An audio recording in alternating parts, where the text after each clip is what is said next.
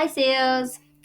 So we are on chapter 16, and it's called Welcome to the Underlibrary. So, yesterday we learnt that, Grandma and Tilly had a conversation about going into books, and Tilly asked why she couldn't go into A Little Princess, and Grandma said it was all because she needed to connect with the characters a bit deeper. So she hadn't connected with the characters in the book yet to meet them. So, chapter 16. Archie and Tilly, Mary said, delighted to see them when they pushed through the cafe door a few hours later. Oscar was buzzing excitedly by her side. How lovely to have a visit. Sit down and let me get you a pot of tea. Oscar says you've offered to take him into town with Tilly. Are you sure it's not an imposition? No time for tea, thanks, Mary, Grandad said. And yes, of course, happy to have them along. Give them both a chance to see a different change of scenery, you know? Oh, yes, Mary said, looking pleased. It would be good for Oscar to get out for a bit and experience some culture at the same time. Is there an expedition on at the moment that you fancied? Grandad faltered and Oscar jumped in. It was something to do with Alice in Wonderland that you were keen on, wasn't it? Yes, I believe you can see some of Lewis Carroll's manuscripts in the Treasures Gallery, Grandad bluffed. Tilly and Oscar nodded along. Lovely, Mary said. Thanks so much, Archie. Oscar, do you have your Oyster card? Oscar patted his jeans pocket in response. So an Oyster card is if you go to London, you can tap it and it'll be a card with lots of money on, so you can go around London on the buses and the underground. Perfect, Mary said. Can't wait to hear all about it. The trio set off for the station, which was only a 5-minute walk down the high street. They scanned their cards on the machines and bundled onto a train heading into central London. Tilly spotted one person with a Harry Potter book, but people were mainly reading their free newspapers. The British Library was a couple of minutes down the road from King's Cross Station, but Oscar and Tilly still had to break into an awkward half-jog to keep up with Grandad, who was striding ahead, weaving speedily in and out of people wearing suits and tourists, wielding tube maps and cameras. They nearly crashed into the back of him as he suddenly stopped outside a huge red brick arch that marked the entrance. The British Library was carved into the stone above their heads, and a black iron grid of letters spelled out the same words underneath it. They stepped through into a large courtyard full of every kind of person you could imagine. Students with unwashed hair, weighed down by threadbare tote bags full of books, slick-looking business people shaking hands, and hipsters with slim laptop cases and reusable coffee mugs all mingled around them. The floor of the courtyard was a grid of red and white bricks, and the coppery buildings that surrounded them were lined with red accents.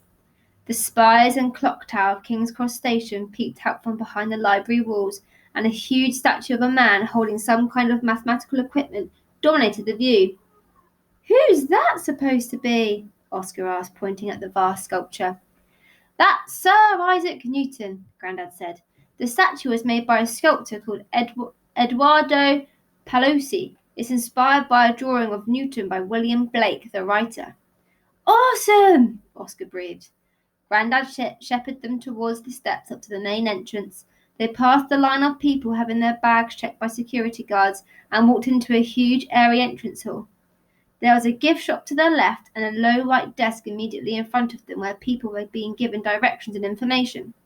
Stairs and escalators led off in several directions, and the air was filled with a gentle musical hum of noise and typing. It smelled like coffee and paper.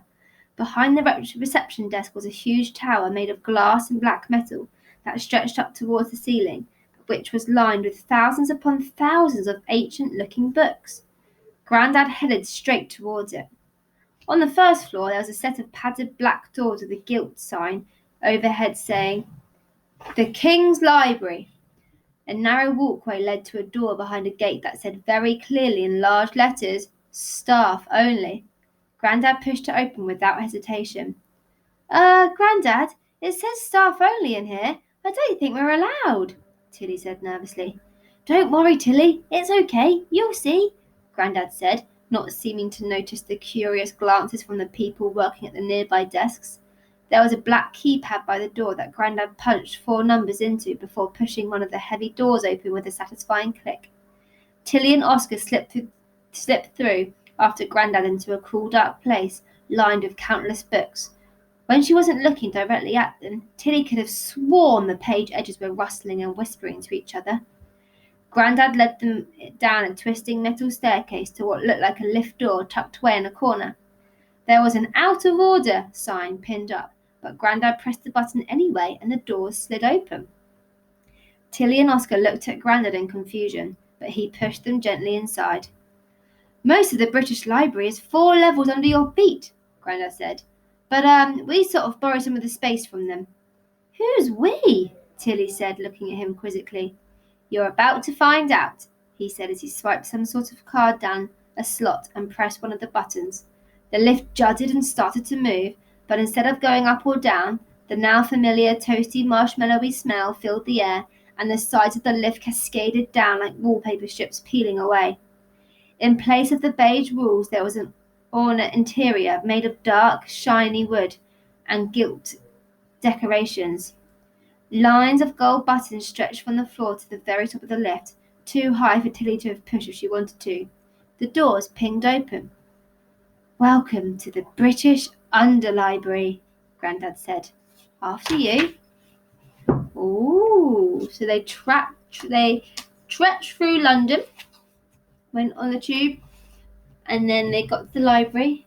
Grandad knew exactly where he was going, didn't he?